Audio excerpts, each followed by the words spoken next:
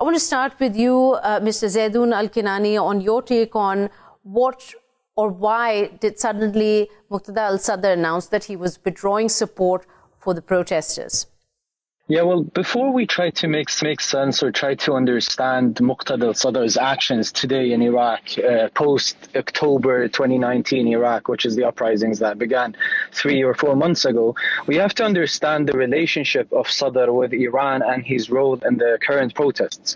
So starting with his relationship with Iran, he has always tried to portray himself as the anti-Iran Shia figure in Iraq. And that was a way of him buying the hearts and the minds of probably most of the people in the Shia component of the Iraqi society, and many Sunnis and Kurds as well, both regular citizens and politicians, because he was seen as that Shia political leader who promoted for a nationalist, unified, collective Iraqi identity against the Iranian aggression or against the Iranian influence, if you will. But then throughout the years, we're realizing, especially now as we came closer to the protests that began in October, is that he realized that he wasn't that welcomed on the streets in the protest movement. The protest movement was very clear that their demand for better employability rates and the downfall of an ethnic sectarian regime that has failed to provide better living standards, better education, better healthcare, better infrastructure, better electricity for the past 16 years is the very same government that he's part of.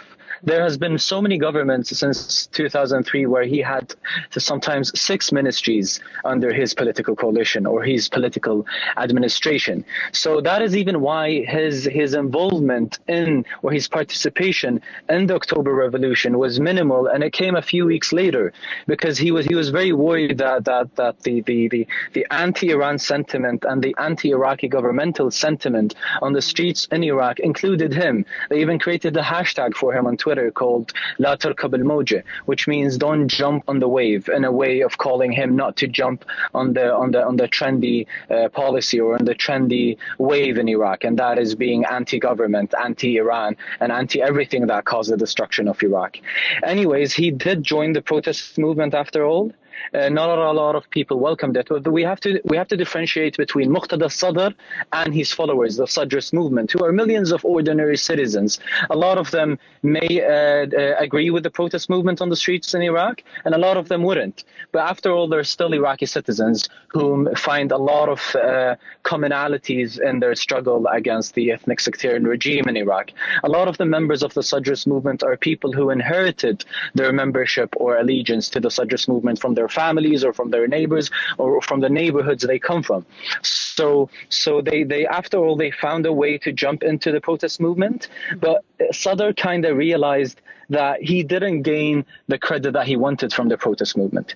Not only he tried to create himself as a spiritual leader of that protest movement, but even the Iraqi government or the Iraqi governmental media propaganda tried to create this discourse that these are protests that he are pushing for his own interests, for his own agenda. And the protest movement tried to make it very clear from the beginning, and they continuously tried to counter that propaganda that was created by the Iraqi government, that he is not the spiritual leader of the Iraqi government. Right. In fact, he is a part of the ethnic sectarian regime, which they are protesting against.